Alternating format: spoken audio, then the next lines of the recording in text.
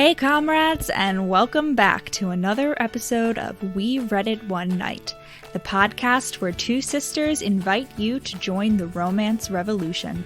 We're continuing with Autism Acceptance Month with another Own Voices Autistic Romance, Act Your Age, Eve Brown by Talia Hibbert. In this cozy rom-com, we travel to the British countryside with Eve and Jacob, two of the cutest dweebs to ever run a bed and breakfast. We'll once again warn you about the villainous nature of swans, muse about the benefits of squatting, and crave lots of gingerbread. Enjoy the show.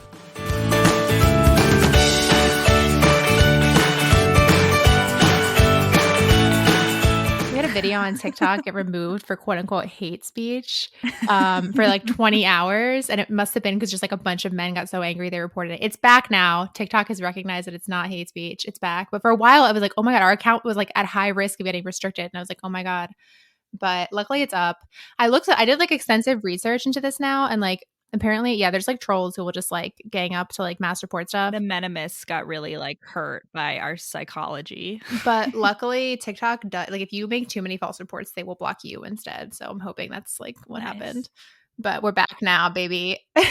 Well, what I learned from our TikTok debacle is that we are all powerful, and despite how many menimists try to come up against us, we will win. Oh my God, I just don't know. There's been like big I was like researching. There's been like a lot of issues with like people getting blocked. Like I don't know. I really don't want to lose our account. So please don't report us. That was especially not for hate speech. The only thing worse than hate speech is like endangering a minor. Like hate speech is like one of their worst ones. Like if you're gonna report us, do it for like, I mean, understandably, I don't know, like nudity or bullying. Like that's like, I understand like why hate speech is bad. I feel like that's a I do too. I'm just overall saying, good policy. I'm saying don't falsely report us for hate speech. Like if you really need to be a falsely troll, report us at all. I know. I know. I'm saying if you're gonna falsely report us for anything, like here's my thing. I really feel like there is like zero crossover between the people that listen to our podcast and the people that were reporting that one like video. Yeah, I know. Thank God. Anyway, yeah, and I mean if there is crossover, like hello, would you like to email us and explain your thought process? Like, I'm inviting you to slide into our DMs. Just please explain what the fuck is going on in your mind. Hello, I am 12 years old. My prefrontal cortex is not yet fully developed and seen. That's going to be what it is. XOXO. Yeah. Because it always comes out in the end. They always tell them themselves. Like, for example, there was this one that was like going on and like commenting on different comments, like replying. And finally, someone was like, well, this is like a based on a large psychology literature. Like there's tons of peer reviewed studies. And he was like, well, we all know psychology is fake. It's just like a liberal agenda, just like climate change. It always comes out, always. Like, well, every time. That explains it. That'll do it. Go. You do not have to worry about me. You do not have to worry about me.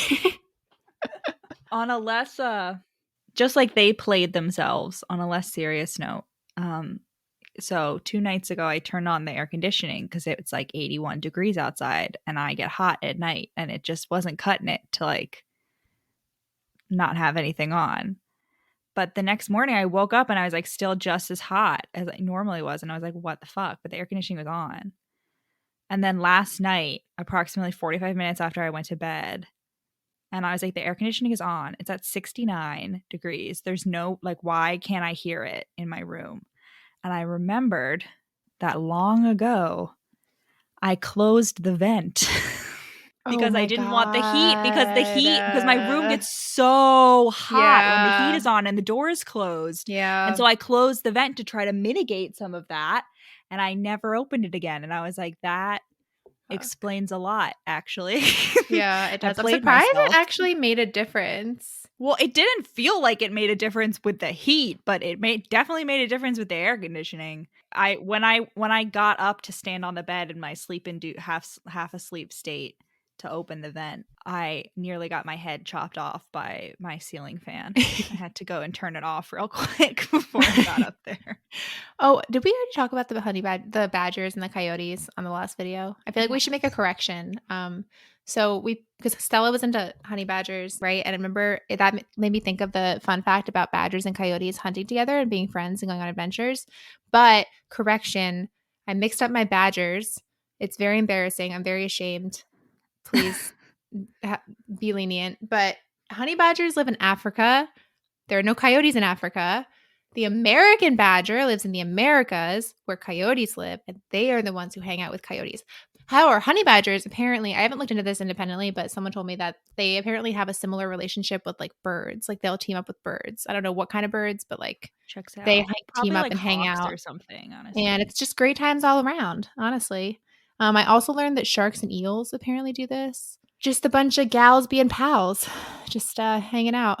Crows and wolves. Crows and wolves, yeah. Crows and wolves team up. It's like Nice. all the smart animals like do the same thing that people do and just like adopt dogs, or the dogs adopt the people, you know? Yeah. It's like the crows saw the humans do it and they were like, that's a smart move. It's a good idea.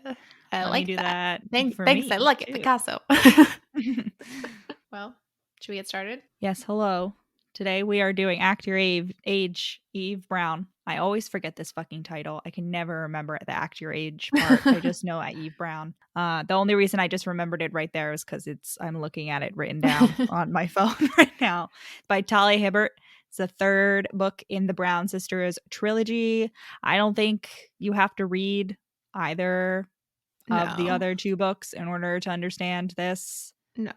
I think the name was easy for me to remember because it's like a direct quote from like the very mean, like the traumatic like speech of the parents in the first like 15 minutes. Angry face. And so now it's like forever seared in my brain. Yeah.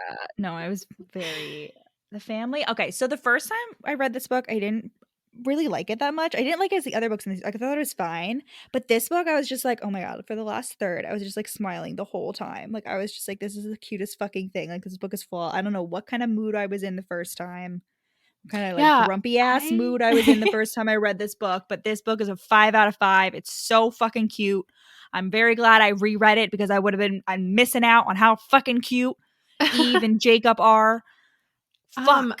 I feel like I almost had the opposite experience. Not like disliking it, but like you were so angry at the family and the parents the first time around, and I was like, oh, whatever, like it's fine. But this time I was like, oh my god, like they're out of line. Like she needs to cut them out. And that's like I feel like that always happens when you read something and like the family is like super shitty, but it's like, and you're like, you cut them out. Like, what are you doing? But you're like, in real life, obviously, there's like a bigger history there. It's just like they're not always that shitty, but theoretically, but like that's because that's really interesting. Yeah, the first time I read this book, I was like, wow, it made me so Chloe and Danny are Eve's two older sisters, and they're the previous two books, and I was like, this book made me really dislike them the first time I read it, and the second time I was like, yeah, I remember being really angry about the family, but like they don't factor in as much. I was expecting that because of how angry I remember being at them the first time. I like was expecting them to pop up much more frequently, and then like they really only pop up at the beginning and the end, and like they're kind of non-existent for most of the book. So I was like, I still think Eve should have like chewed them out more than she did, but I was like, I grudgingly admitted that like Eve's reaction was ultimately like pretty healthy, and like the conflict was resolved in like a pretty healthy manner. No, the sisters, it didn't make me dislike the sisters. It was the parents who were really like riling me up. Like the sisters were just like whatever. Yeah, like not that. Anyway, this book is a delight. It's like my feeling with this book, when you have like a really cute puppy or like a baby, you want to clench it like and like throw it across the room. Yeah, you want to like bite it, know. Yeah, like that was me with this book. I wanted to like bite it in a pot, like complimentary, not direct. So the Brown family, basically their whole situation, they're super rich. They're British, they're black. There's like 6 of them. So there's the 2 parents, and then the dad's mom, Gigi, the grandmother, who I guess there's 7 because there's Gigi's like girlfriend, I guess. Girlfriend wife. Yeah. They're not married. Eve is the youngest. She's 26. She has 2 older sisters who are both like, successful TM. Like they each have, they're like a professor and like a business owner. So whatever. They moved out. But Eve at this point still lives at home. And her whole thing is that she's like never like settled on anything because she's like, oh, well, if I like anything too much, I'm gonna like fail at it anyways. Like, what's the point of like, like I'll just quit while I'm ahead. I'll just like run away before I can get her. And like her most recent thing, it was being a wedding planner, but she was planning a wedding for her, like all her friends like suck basically and only like want her around when she can do stuff for them. But basically she was like, yeah, there was these like wedding doves, and like it made me so like they didn't want them to poop, so they weren't feeding them. So I just like released them all. And I was like, and then like the friend like went batshit and like, gave her a really bad review, and Eve like close down the business. And started But spreading rumors that she like bit the doves' heads off. oh my God, yeah. And then like someone else was like, oh, she stole the doves. And Eve's was like, I didn't steal the doves. I paid for them afterward. But listen, we might think like, oh, go Eve, like she's helping the doves. But I have a sad fact for you that was on our TikTok a few weeks ago. When you hear about like a dove release or wedding doves at a wedding, it usually means that they rented homing pigeons. Okay. For some reason, wedding pigeons doesn't sound as good as wedding doves. And then they release them. And not all of them survive. Like it's not safe for the doves. They're just like released in the middle of it's like dangerous. So yeah, Eve releasing them probably didn't help them very much, unfortunately. Probably better than being continually used by the wedding industry until they all eventually die. You know what I mean? I feel like oh well, no, they're still gonna but they're homing pigeons, so they're still gonna go back to where they came from when she released them. Oh yeah, that's true. I guess maybe they'll be able to like stop and get a snack because they weren't being fed. I don't know. They were hungry. Yeah. No, but yeah, I just think in general, if you're like in a situation in which you like are being asked to rent an animal, like I would say probably not the best choice. Probably don't do that. That also applies to like if you go anywhere that has elephants and they let you like ride the elephants or pet the elephants, also bad. Big animal abuse. Don't do any of that shit. Don't involve all those elephant sanctuaries, quote unquote, are not sanctuaries. They are torture pins. Don't go there.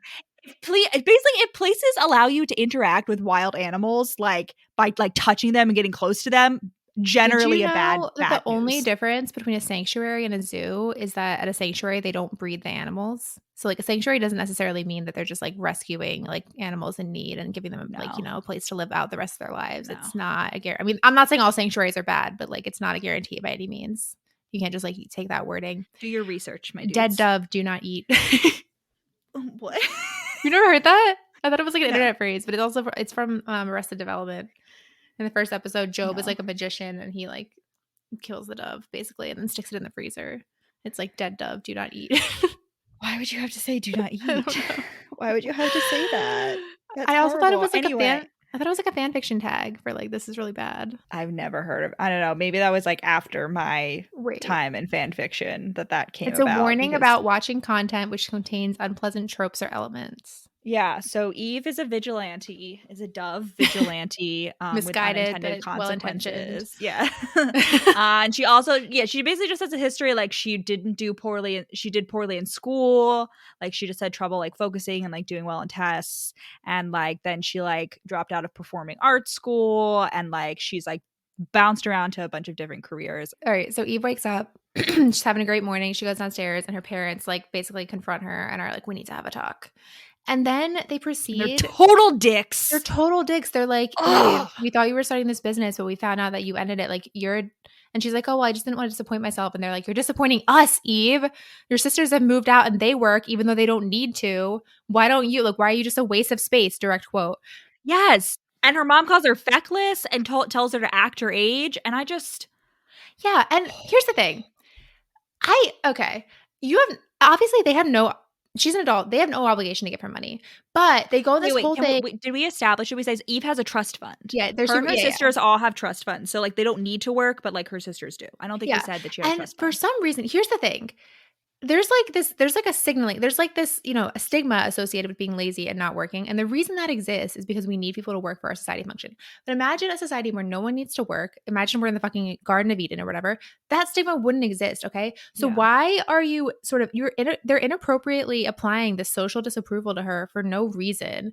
Like if she doesn't need it, why? It's not like I do not dream of labor. Like obviously if people didn't need to work, they like I don't understand. Like that's literally, I wrote down like, darling, I do not dream of labor. Like, why are we shit? Like, I understand. Listen. I think on the whole, like trust fund kids are probably like, well, okay. On one hand, I'm like, you do you, whatever. But also like, when they do them, they're generally, I think, pretty harmful in like real life. But in this case, like Eve she's not doing anything wrong besides just like vibing. Right. Like, why are you setting up a trust fund for your children if you don't want them? Like, why are we shaming people for not wanting to work? What's the point of working just for the sake of working? There isn't one. Like, I could see, I mean, maybe if they like approach it from an area of like, listen, we think you're like, not living your life. You're like maybe getting depressed. Like maybe you should find something that like gives you some purpose. Like, okay. Right. But they're phrasing it specifically as like you need to make money and quote unquote support yourself. For Yeah. what? Like for why? They're like, we've set up like you're gonna like be at her mom's a lawyer and the dad's like, I don't know, a businessman or whatever. Mhm. And they both like set up for her to like have some like menial job at their firm. So they don't actually care about her like finding something fulfilling that also she can make money on. Yeah. They just want her to like have a 9 to 5. Like, why? Yeah, why? Like, Why? and the fact that this trust exists means the parents definitely don't need to work. And like, unless they for some reason like love their accounting jobs, like why the fuck? I just like I'm judging. They you so they much. clearly Like, do. for what? They clearly do, and that's fine. It's okay to Yeah. like your lawyer. Maybe and your they don't. accounting Maybe they don't. job. Maybe they just have this idea of like you have to work until you're 80 or you're a piece of shit. Like, But because there's plenty of people who think like call that. her a waste of space. Like, I know. No, I'm not defending them at all. I'm saying like why? I just don't understand. If you feel like that, sit down, ask yourself, why exactly does this norm exist? Who is it serving? Does it serve like I don't know. Rise up, comrades. Seize the means Yeah. of production. Like, Yeah. listen, I'm not advocating for people that like no one should have to work because unfortunately we live in a society in which that is impossible. Right. And that's why we give social approval to it. But like it's not something. This is the reason we don't have like universal health care in the United States because of this kind of bullshit mentality. Right. Like norms, yeah, because you need to like trap people into Yeah. yeah, it's so stupid. No, this is a norm being applied in a place that doesn't make sense. This is silly. I know we usually just talk about like romance as a revolution, but like we're getting into like, some actual like Okay, my question for you though, Rachel. So basically their ultimatum is like you have to like keep a job for a year. And we've like set up jobs for you at our firms, but like you got to keep a job for a year and then we'll restart your trust fund payment. So they're cutting off our trust fund. And my question for you is like I thought the point of the trust fund was that you couldn't do that. Like can you do that? Can you cut off trust fund payments? I have no idea. I mean, it depends how it's set up. Like, I feel like usually a trust is like, oh, once you get to this age, you can like do whatever you want. But like, maybe Right. they have it to be. I mean, you could always have a term that's like, we can stop it if we want. That It's just not like I don't know. the point of a trust is to have the money like protected From what? from taxes and from the recipient. I don't know. I just didn't think that was a thing. I don't know enough about trust to. Yeah, the point of a trust is basically to transfer wealth with less taxes. I think that's like the main reason it exists. And also to like the point you have a trustee, which is someone who's a fiduciary, right? So they have to act in the interests of the trust beneficiary. But yeah, the mom's like, God, like when are you going to act your age? I swear it's embarrassing. And I'm like, okay, why is it embarrassing? Break it down for me. Would it still be embarrassing if everyone did it? Basically, I was really enraged at the parents. Okay, so they get to the end of this and Eve starts tearing up. And then the parents are immediately like stricken or whatever. And Eve's like, next she's going to say, I'm sorry, I didn't mean that. And then me, the poor delicate baby of the family, is going to be let off the hook again because everyone knows I can't handle difficult conversations. I'm like, this sounds like a pattern of verbal abuse. Like, yeah, abusers do often like apologize. And then like, the cycle continues. So it seems like your parents have a pattern of being shitty to you and then apologizing as soon as they feel guilty. Yeah, fuck the parents. Eve drives off being sad and in a huff. And we have a passing reference that it took her 7 years to pass her driving test because she has a lot of spatial awareness problems. What? 4 years, not 7 years. But yeah. No, I thought it was 7. No. I wrote down 7 years. I don't know. It takes her years to pass her driving test. Like it takes her a long ass time to pass something that does not take most people that long because specifically she has spatial awareness issues. And spoiler, I mean, we're doing this during Autistic Appreciation Month, but the hero in this book, Jacob, who you will meet shortly, is autistic, and it's revealed that Eve, while she doesn't have official diagnosis, is also autistic. And I'm just like, I don't know, I just feel like poor performance in school when like the rest of the family doesn't have poor performance in school, spatial awareness problems, like all these things, because they're like, oh, she's so lazy. But like, you can't be lazy when learning to drive a car, right? Like there's no way to be like, oh, I'm just gonna like sit here. But also towards the end she's like, oh yeah, like I'm pretty sure my whole family has autism. But like that's why everyone thinks we're so weird. But I'm like, I don't like, why are they so shitty to you? They're so like not understanding. Yeah, but anyway, I was like, I don't know, I just feel like this really should. I feel like the parents like really failed. Like that's way outside. Like I've always felt like I sort of have like a learning disability when it comes. I don't know what the word for it is, but I feel like I'm always a lot slower to pick up like physical things like that too. But like for driving, no. But the spatial awareness when driving does come into play in a major way. Oh, yeah. Shortly. Anyway, so Eve is speeding off. We get the first mention of the gingerbread festival. The hallowed gingerbread festival that never happens. Okay, let me just. She goes for like a 2-hour drive without noticing. She goes for a 2-hour drive. She somehow okay. So this book takes place in the Lake District. For those of you not familiar with the topography of the UK, and the Lake District, I would say, like Eve, it said right. She lives in like a suburb of London, right? That's where they live. Am I totally misinterpreting that? She lives in a suburb of London, right? Or London. I can't remember. But I don't think she's in London because she's talking about I'm driving to the city. Like I could drive to the city. Anyway, she lives in a suburb. Let's assume she lives in a suburb of London. She has a posh accent, whatever. The Lake District is not a 2-hour drive away. maybe it's never said that it's in London. I remember when I read the first book, they're always just like, oh, the city. Like she never actually like says what city it is. And like Zaf does have a northern accent. So it is possible that like they're somewhere in the north and the Lake District is actually a 2-hour drive away. But no, it's like a 3-hour train ride. Oh, really? Maybe she's speeding, like really speeding. Is it 3 hours with stops? Yeah, with stops, but like that's a train ride. Like that's direct. Like I don't and like all those roads, like there are highways in the UK, but like at a certain point, like you have to be going through these like one lane like veering road. Like you can't. It's not like in the US where you can go fucking like 90 on the interstate. Maybe her spatial like, problems are to the extent where she just like goes right across fields and like styles and shit. Just like as straight as the crow flies, but like across the ground. Eve just wild, like massacring the British countryside on the way going up the Peak District. But yeah, because I went, oh no, I'm sorry. The Lake District is even farther away because I went to the Peak District, which is slightly farther south from the Lake District. Mm-hmm. So the Lake District is even farther away. I don't know where the fuck, perhaps Eve is not driving from London, but if she is, like, this is some like fucking magic kind of shit. Like this is a flying car. Like literally, she's not just flying in the metaphorical sense. She's literally flying across the British countryside in order to get to the fucking Lake District from London in 2 hours. No. And that's been British topography with Allison. She spots a sign, however, for the Gingerbread Festival, like we said. And let's take a little pause about the Gingerbread Festival. So, okay.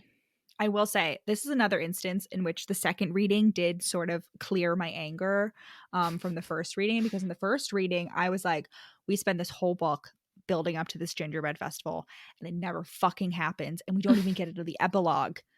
I was wrong. The epilogue is, in fact, the Gingerbread Festival the next year. So technically we do kind of get the Gingerbread Festival, but I'm still like, this Gingerbread Festival is mentioned so frequently. Yeah. We have like multiple meeting preparations for the Gingerbread Festival. And we don't, it's like, you know what it is? It's like in the hating game. It's like in the hating game, how we spend the whole book leading up to who's going to get the job. And like, yeah, it's implied in the hating game that Lucy gets the fucking job, like, sure, but we don't never get confirmation of that in the book. In this, like, yeah, it's implied the Gingerbread Festival is gonna go great, like it's gonna go off without a hitch, but I'm like, I still would have liked to have seen it. I know. It's the same as, I know, it's the same as the fucking, like, in Twilight. It's like a Seattle trip that, like, is foreshadowed forever and then never fucking happens. And then the beach trip, although at least we see the beach trip at least, but, like, it's, like, weeks and weeks and weeks, and it's like, okay, let's get on with this. They never go to Seattle, though. They never go to the Meadow instead.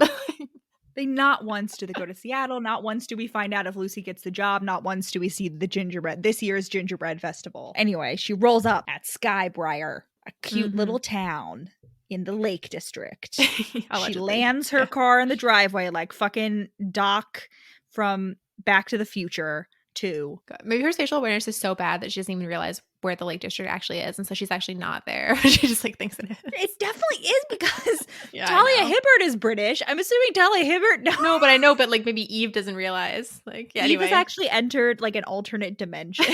Yeah, Eve somehow, through the power of her autism, it somehow enabled her to open a portal, and so she just like skipped like 200 miles and ended up in the Lake District after driving 2 hours. Like her brain power is just so strong. Yeah. She rolls up at this not Airbnb, this B&B, this actual bed and breakfast, and because she wants food, but then she sees a sign and it's like chef wanted, and she's like, oh my god, I can cook. Also, at one point I studied in France. I enjoy cooking. I make cakes a lot for my shitty friends' birthday parties. She's like, Her time as a cake. Genital, what is it called? Genitals in the shape, cake in the shape of genitals. That's also one of her previous things. I thought you were gonna say Genitalia. she was like a genital like baker, and I was like, I No, don't her understand. brief foray into 3D genital cakes. Nice. I want a Okay. vagina cake now. I want like a labia cake. I would not Let me like that know. because it is a cake shaped like a person or animal, and I do not eat that. Oh. Continuing my theme of never eating animal crackers, goldfish, Flintstone vitamins, Teddy Grahams. Those horrible birthday cakes where like the birthday girl's face is like screen printed on it. Absolutely not. Remember the one time I got that for my birthday? I was so excited about horrible. it. And Dad, we didn't eat it because Dad ordered a fucking chocolate cake with like giant globs of like Boston cream in the middle. Yep. He did that and to nobody, me too. not even me, nobody liked it. Nobody wanted to No. eat the cake. He did it again too. He did it for mine too. I know. And he was the only one that ate the cake. And it was the worst, like even without the Boston cream, the worst combo of vanilla frosting and chocolate cake. No. Yeah. Gabriel's birding bollocks. What? I don't know. It's just What? like that's something someone exclaims at some point in this book. I don't know. I just wrote that down. I wrote down Gabriel's this book? Yeah. I wrote that down. It seemed appropriate. Anyway. And she's like, I had brief fantasies of opening a restaurant, but then I watched like an episode of Hell's Kitchen and got a Gordon Ramsay phobia.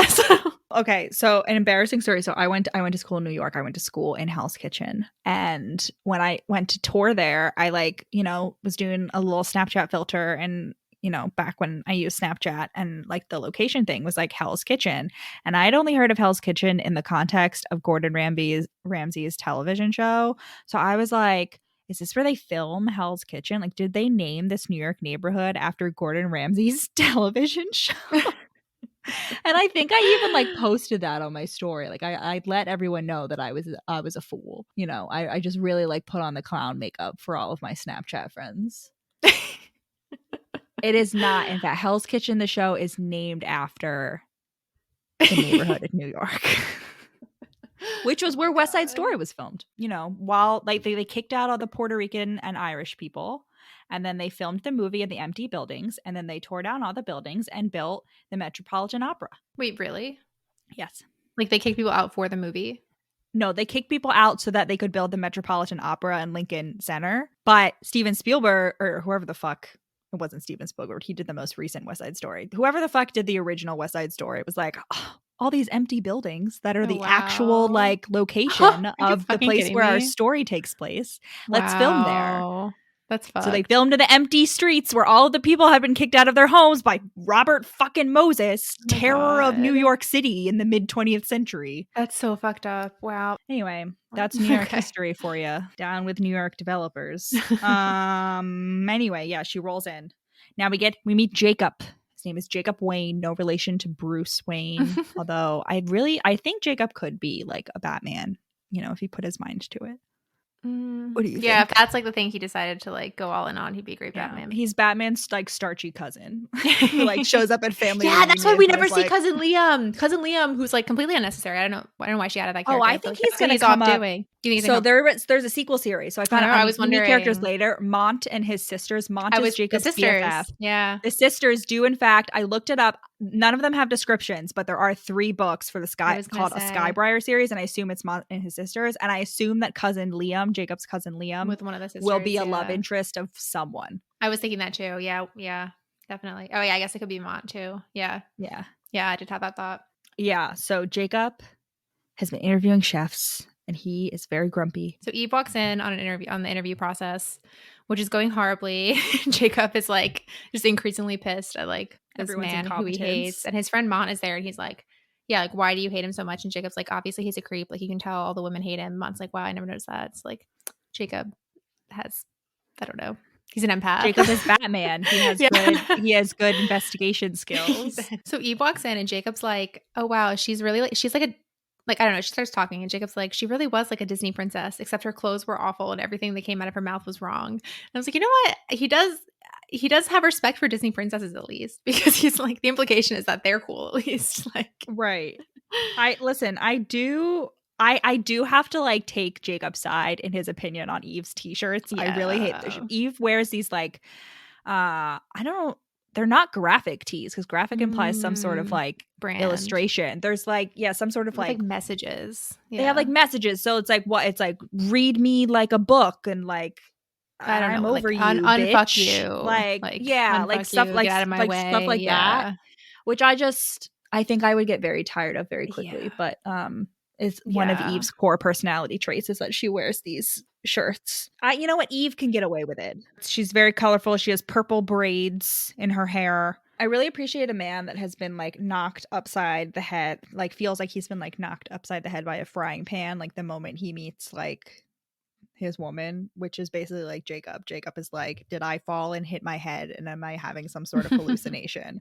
He also says, and I quote, he appreciated the firm conviction with which she spoke utter nonsense, because Eve is just like coming in and like rattling shit off, and Eve, rightfully so, immediately roasts him back. And he's like, wow, like, oh my God, why am I so attracted to this? Do I have a new kink? He also has like I wouldn't call Jacob a stern brunch daddy, but he has a stern brunch daddy moment in which he's like, she came in and her shirt's a little bit wet. He also like, he's reading her shirt, and like both Mott and Eve are like, don't stare at my tits. Yeah.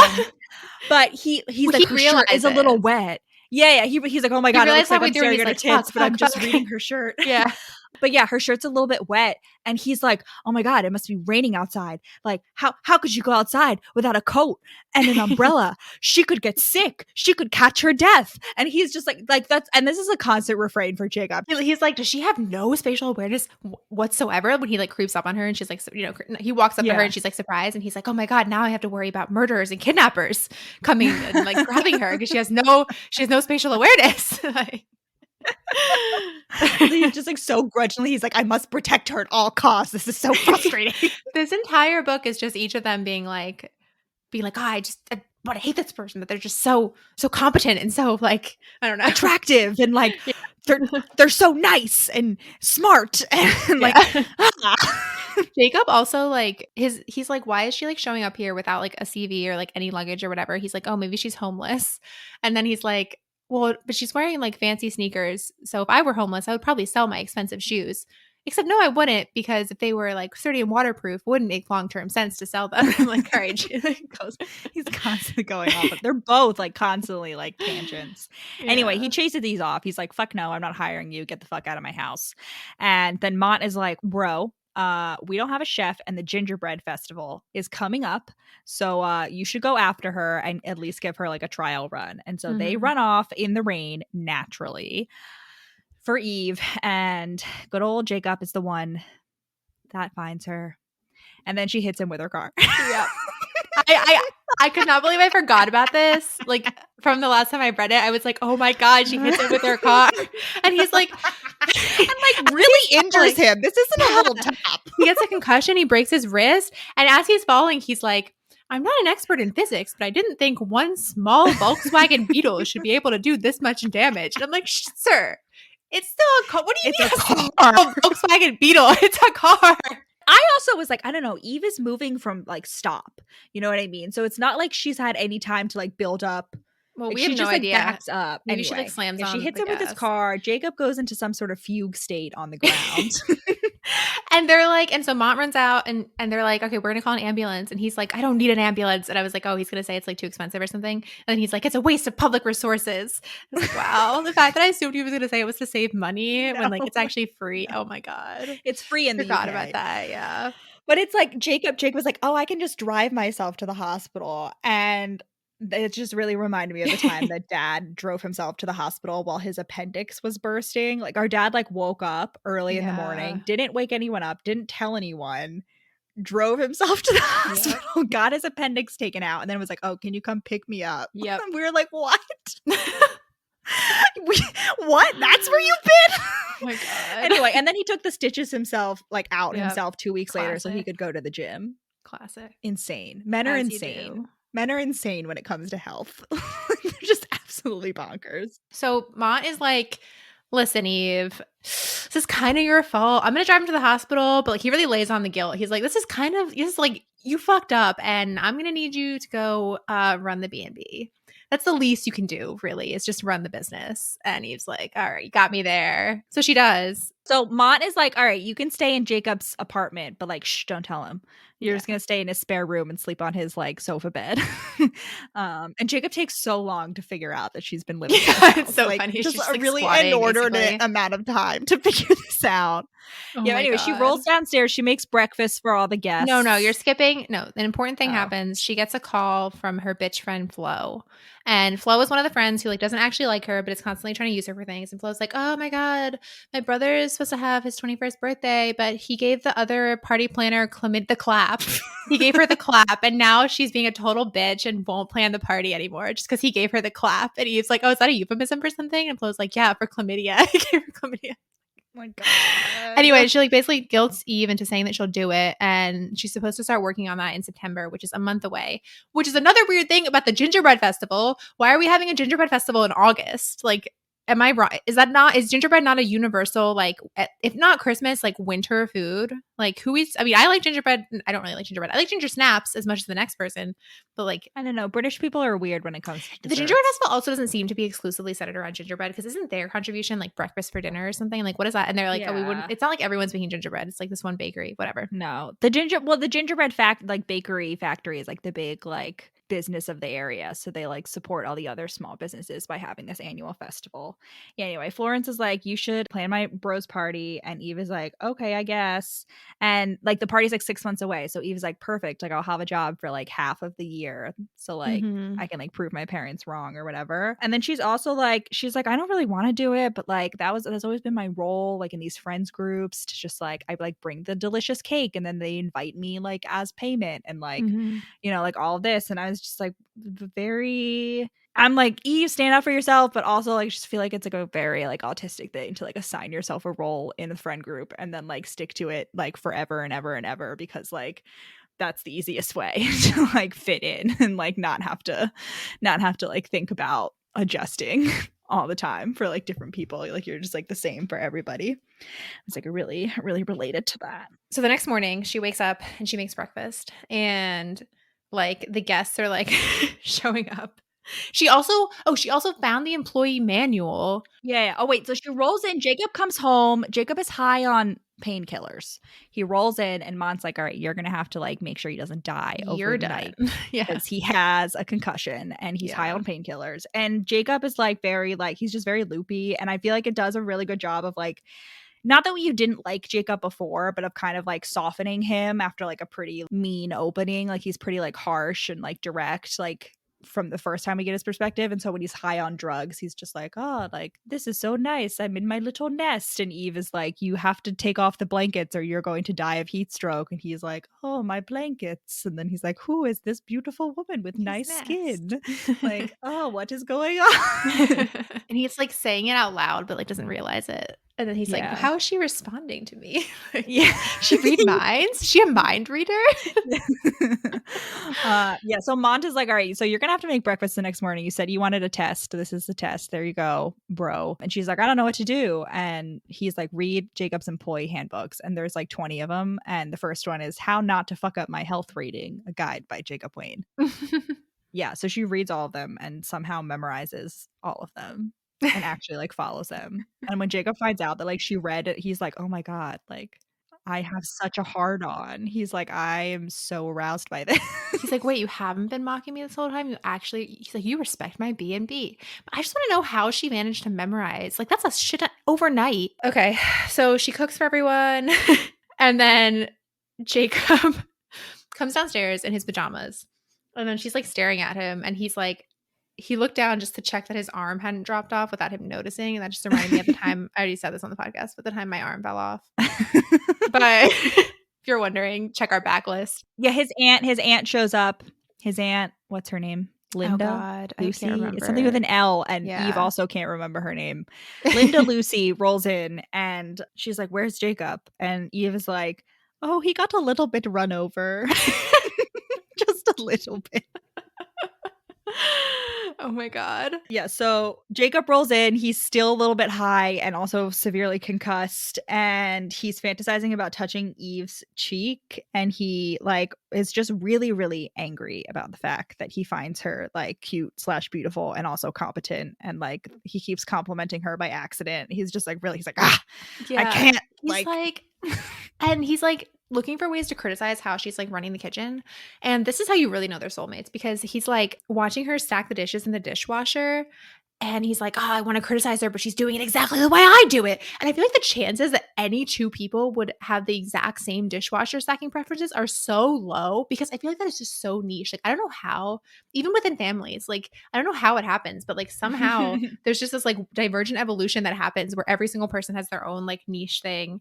And I just feel like the fact that any two people would be exactly the same are just so low. Like, they have to, they're perfect for each other. And Jacob's like, oh man, like, why did I come down in my pajama pants? Like, they're so revealing. Like, it's not like I have a boner, but like I'm just a little bit worried. I might eventually get some, perhaps for some reason. Who knew? Like, just in case.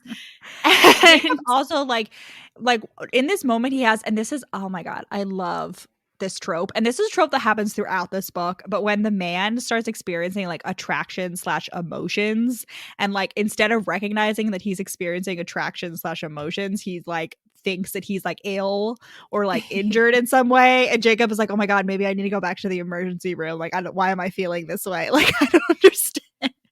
And like throughout the book, Jacob is like, what is this feeling? Oh my like God. I don't, oh no, I must be sick. I must be coming down with something. Yeah. So he goes upstairs to get dressed, and then he comes back down, and he's like cut the sleeve of his arm of his shirt and like re-sewn it so that he doesn't have to like get it over his cast, and he's like somehow done that all in the span of like, I don't know, 20 minutes. No, he takes impressive. A long time coming down. He was like, it's been like an hour. A long time. And then he's like, wow, he's like observing her. He's like, wow, she's so much better with the guests than I am. She's like better at anticipating what they need. But then he simultaneously like immediately proceeds to lecture her about, she always has like an earbud in to listen to music. And he's like, oh, we're gonna get bad reviews because you're appearing ignorant toward the guests. Like, rude chef, weekend getaway ruined. I'm like, why are you like Jacob is always like constantly like imagining the worst case scenarios, specifically in the form of bad Yelp reviews, like for which honestly I get it. Like, I feel like it doesn't take a lot to be scarred from that. So he's like, why don't you just play your music out loud for now? And she does, and the first song she plays is Papaoutai by Stromae, which is like, and he's like, he knows it. He's like, oh, like Stromae, and she's like, you know him? Like, what? And I'm like, what, girl? Like, what? That's like, I don't know. Like, everyone's heard of Alors, Danse, like the Alors, you can link to it. This is like his third most popular song is the one she's playing. It's about his like daddy issues. All right. Here's the thing. It's just so I know that you say this. I have only heard Alors Danse because like you requested it for like a road trip mixtape once that I was making. Like I understand that Stromae is like a like other people. I have met other people that have like heard of him and like enjoy Alors Danse, but I really don't think it's like that wild. But like, I guess I heard it from the French people in Thailand originally, but I just feel like I've heard it on the radio. But I've also heard it on the radio. Such an obscure experience. But I just feel like in Europe, I just feel like, I don't know, the UK is a lot closer to Belgium too, so I just feel like it definitely would have like, it's not that weird. I don't know. He's very big. I don't know. Anyway, they bond over that. And also, yeah, he's like, you can play your music out loud. And she's like, they're simultaneously, while they're both annoyed that they're like attracted to each other, like she's also like upset that Jacob's so understanding of her needs. She's like, God damn it, he's so accommodating. And like one of the guests at one point is like, yeah, my wife has mobility issues, so like Jacob always puts us on the ground floor and like makes notes. And like on like Jacob's website, he's like, if you need any special accommodations, like let me know. And he like gives guests weighted blankets and like special sheets and like all of this shit. And Eve is constantly like, oh my God, he's so respectful of people's individual needs. She's like, yeah, like the way that he like says that people might see it as rude. She's like, he's laying it out like a military tactic to employ against the people who don't get it, rather than a moral imperative / behavioral correction, which definitely would make it better. Because her parents were the opposite. They were like, oh, like you're a bad person because you're whatever. No, I mean, that's like a thing. Like that's a thing. I mean, that's something that I struggled with for a really long time. Yeah. with like autism is thinking that I was like a bad like literally thinking I was like a bad person because like I didn't experience the world in like the same way that everybody else seemed to, and being like, oh my God, like there's something like morally wrong with me. And just like not complying with like arbitrary rules. Yeah, just like once like you like stop applying that, it's like so freeing. And yeah, Jacob is like, Eve, you can like, you don't have to you don't have to do that. What I will say though is that listening to music out loud is nothing like listening to it through headphones, unless you're alone, then it's like more close. But like, I don't know, it's not a 1-to-1 substitute. It's not anywhere near as good. No. But Eve did say, she's like, I can listen to it out loud or I can like sing out loud. So like Eve was the first to suggest that like that was a viable alternative for her. And we found out later that like that's sort of like one of Eve's like stimming things that she does. Because she at this point does not know that she's autistic. So she makes him breakfast. And this is where we get our first like here's the thing. She does a great job of like trying to explain this like feeding scene in like a sexual way. But I'm going to be honest. Feeding someone food is like just repulsive at worst, tolerable at best. Like it's just never, I'm just always so grossed out by seeing someone's tongue and mouth like coming for like anything in my hand. I don't know how to like food items. I don't know. It's probably just a me Clearly problem. Eve does not have this compunction. Yeah, because he like accidentally bites her sort of like the second time and like closes his mouth on the fork and is like really savoring it. I'm like, I don't know, but but they're into it. He like bites her fingy a little bit, and they're both like, "Oh my God, what the fuck?" And then like they're like, "Gotta go." Yeah, and then Eve's like reflecting on the morning, and she's like, "Oh, like starting my day, like cooking and interacting with people gave me a little buzz. It was incredibly odd. She assumed the sensation would wear off soon." And I'm like, "Yeah, but it usually does. I feel like anytime you start a new job or anything, like, for the first few days, you're like, oh, this is like so interesting and new, but then like it does wear off, but." Not for Eve, so that's good. That has not been my experience. My experience is either like from minute one, I'm like, this is absolutely the worst thing that I'm doing, and now I must force myself to do it, or it's like, wow, this is great. There's no in between for me. Like I know from the first minute whether I'm gonna hate it or not. There's always novelty. Okay, so she goes shopping. She buys a bunch of new stuff. She also this whole time has muted her family conversation and like ignored all their calls, as she should. Good. She needs some space from them. Jacob still doesn't know she's living with him. Yep. He's like, at one point he has a thought. He's like, I wonder where Eve goes for the night. Yep. You're like, she's living next door to you. She's in your sitting room. She's a wall away, but okay. And like, I don't know how she's getting into his chambers because they've been sharing a bathroom, like everything. Oh yeah, at one point he's like, why is my lemon body wash so like being used so quickly? Like I have 3 body washes and normally like I use them at the same rate. And then like at one point he's like, oh my God, it was her. She's using my lemon body wash. Yeah, I don't know how he doesn't figure this out. But anyway, he doesn't. He wakes up in the middle of the night and we got another feeding scene. But this time Eve is feeding ducks and she is making the cardinal sin, ladies and gentlemen. And the book does thankfully call this out, but she's making the cardinal sin of feeding ducks bread. Do not feed ducks bread, friends. It is actually harmful for the ducks. It fills them up on things that are not nutritionally beneficial, and then they don't get the nutrients and then they die. Mm-hmm. Oh, so don't feed ducks. But bread. I do think it's so weird. Okay, here's the thing. Jacob is like, oh my God, these ducks, they're my nemesis. Like the ducks will ruin the B&B. People will hate the ducks. And I'm like, I feel like ducks are a big positive in a B&B, like some cute ducks waddling around. However, later on, he is vindicated a little bit, like bizarrely. We'll get to it, but like. Yeah, no, he has like, there's like he's like, ducks are bad. Geese are even worse. Swans are the worstest. Well, that's true. I mean, swans are actually. I'm like, swans, that's true. Swans drown people. Like people have actually died from being drowned by swan. But we've already shared this fun fact. Yeah, I know. I'm just reminding it. You can never be too reminding safe. Everyone, swans may look beautiful, but they're evil. They're like a femme fatale. That is a swan. I guess they're fatal. They will kill you if given the chance. Yeah. So he sees the duck. He's like, oh my God, the ducks are back. I have to go chase them off. Meanwhile, Eve is feeding the ducks. He runs out. He's shirtless. He's only wearing pants, like his pajama pants. He runs out. He's like, oh my God, get the fuck away from my ducks. We get some really great duck puns and jokes in this scene. Their foul ways. Yes. And so they try to scare off the ducks.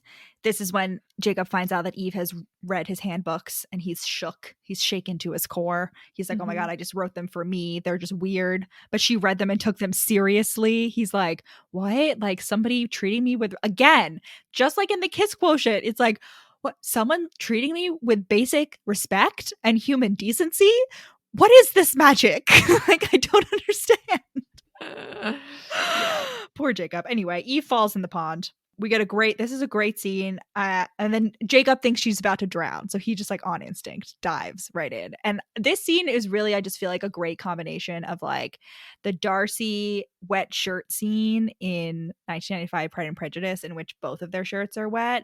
And also Princess Diaries 2, when Anne Hathaway and Chris Pine fall into the pond. Because they're also like bickering at this point. You know what I mean? Like, I have no memory of that movie, but I believe Chris Pine unfortunately has a horrible haircut in it, which is why I thought he was ugly for years. But anyway, that movie is great, and I would like a third movie in the trilogy, please. Anne Hathaway said she's willing, and so is Julie Andrews. Okay, so somehow Eve falls in the fucking pond. Yeah, so she falls in. Well, it's like, it can't just be a steep bank. I feel like it has to be like a pool drop off because she has trouble getting out of it later. But she falls in, and Jacob has to like, for some reason, go in after her. I don't remember. He's like, oh my God, she's gonna die. This is another situation in which he's like, she's not taking care of herself. I have to take care of her. I have to make sure she doesn't get hurt. He's like, oh my God, she's so soft. She must bathe in water or milk or something. He's obsessed with her skin. Yeah. He's obsessed with her skin. He helps her.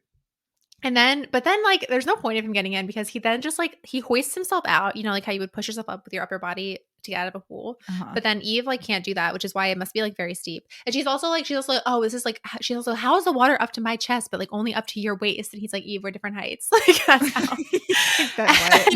So he has to like pull her out basically, and then he lets her take a shower in a shower, and she uses his lemon soap, and he's like, wow, the lemon soap is almost out. Like, no, that he's like he had 3 different soaps in the shower just in case he ever felt like switching things up, but he never did. So the lemon one was way emptier than the mint and the raspberry. Like, I feel that. Like, I don't know why you would ever delude yourself into thinking you would switch it up, but like, yeah. So then she comes out. She's wearing his clothes and his towel. He's like, oh my God. And then he comes out of the shower and he sees her staring at a childhood picture of him with his aunt Lucy/Linda and his cousin Liam. I just realized they're both L names. Wow. Yeah. He's like, oh, it's almost like it was some like graduation ceremony out of like an American film.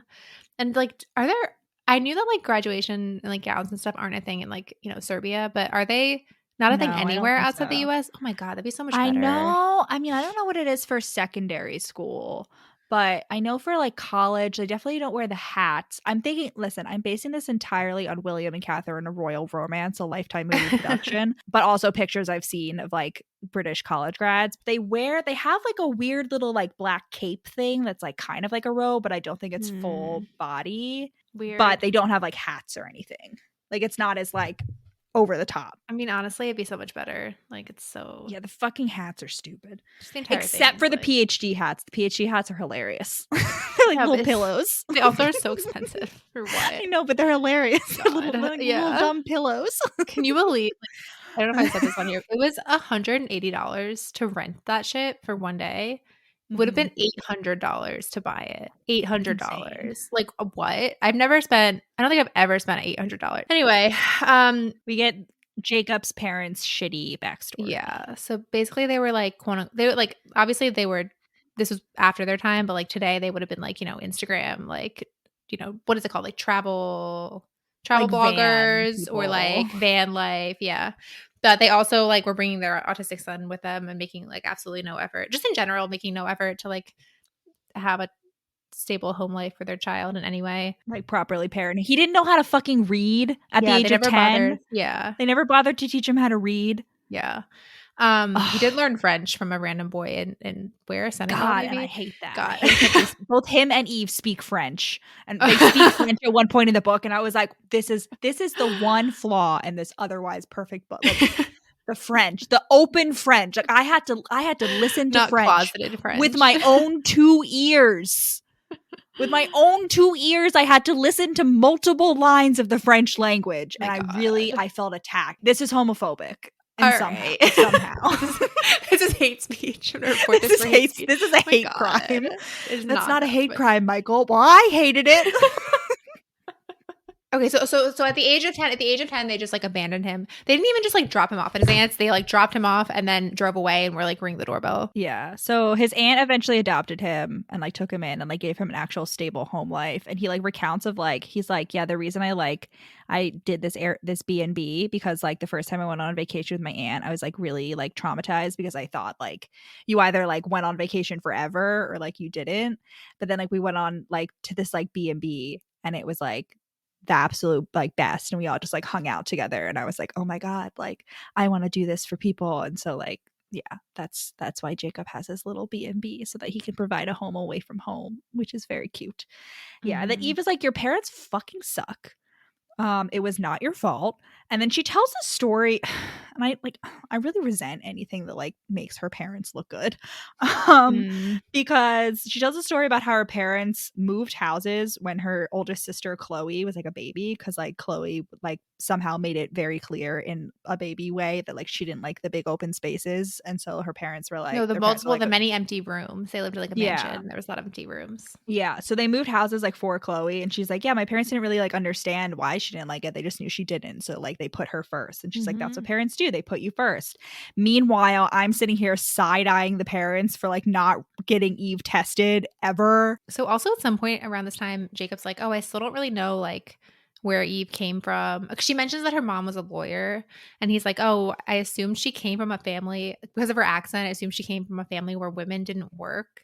And he's like, oh, I wondered if she was secretly pregnant and therefore cast out. And I'm like, this just, I don't know what like stereotype you're picturing, like the rich family where women can't work and are also cast out if they get pregnant in modern day UK. Is it, I don't know, British listeners, like enlighten us. Is this like a big problem? Like, I don't know. But Jacob it seems very specific. like absolutely like insane, like just the most random insane like thoughts about like possibility. Like first she's homeless, like maybe she's like a serial killer. At one point he's like, oh yeah, you've like definitely hidden a body somewhere. Like, you know, like it's just all over the place. He's just really, anyway, he finally finds out. Friends, he finally finds out that she's living there. This is like 25% of the way into the book. He's finally figured out that she's been living in his house the whole time. And he has 3 thoughts. He's like, first, well, I don't actually use the room that she's staying in anyway that often. So like, fine. 2, why would anyone willingly sleep on this sofa bed? It's super uncomfortable. 3, so this is who's been using all my lemon body wash. It's wonderful. Yeah. So he like lets her stay in there for now. Yeah. But she's like, I'll be a good roommate, I promise. And this is another situation in which he's like, oh, she's posh. She's like, have you ever had a roommate? And she's like, yeah, no, but I shared a floor with like my grandma and her girlfriend. And he's like, where did you come from? Some sort of palace? Some sort of elderly lesbian palace? And Eva's just like, Yuji isn't a lesbian. She's pansexual. Not acknowledging any of the other things. Like, listen. And we're going to talk about my grandma's sexuality properly. Like, yeah. Okay. So the next big thing that happens is they go to like a gingerbread meeting. And the only important thing that comes from this planning session for the gingerbread festival we never get to see is this like random douchebag guy from the next town over tries to like take a crack at Jacob. And he's like, hey, Spock, what happened to your arm? And Eve's just like, what do you mean by that? What do you mean by Spock? And he's like, oh, it's a character. And she's like, no, I know what it is. Why did you call him that? And he's like, well, because like she basically has like explain the joke, explain it. And then he's like, you know, flustered. The classic. Listen, for those of you not aware, that this is the classic. Anytime someone says like racist or misogynistic or like homophobic or any sort of like joke like that, where like, you know, they're gonna try to brush it off as like just a joke. You'd be like, why is it funny? Just that's all you got to do. Why? Explain it to me. I don't get it. Why is it funny?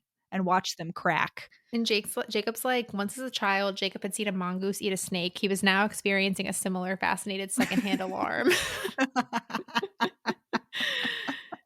Yes. This is also another situation in which Jacob is like grudgingly like, Eve looks so nice today. Because like Eve puts on like glittery pink eyeshadow and like pink lip gloss, like just to annoy Jacob. She's like, oh, I know he's going to like hate it because I'm wearing bright colors. And Jacob is like, pink suits you. You look very nice today.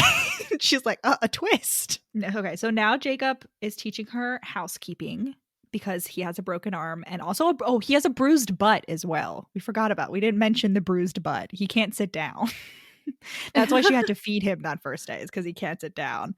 And they go into this supply closet, and Jacob is like, to get supplies, and he's like, you have to be quiet because this is like shares a wall and a vent with like a room, the next room, so like, you know, you have to be quiet in here. And I was like, okay, something's coming. We're gonna get a closet make out for sure. Unfortunately, not. Just like Bridgerton season 2, total tease. Characters go into the closet and there is no makeout.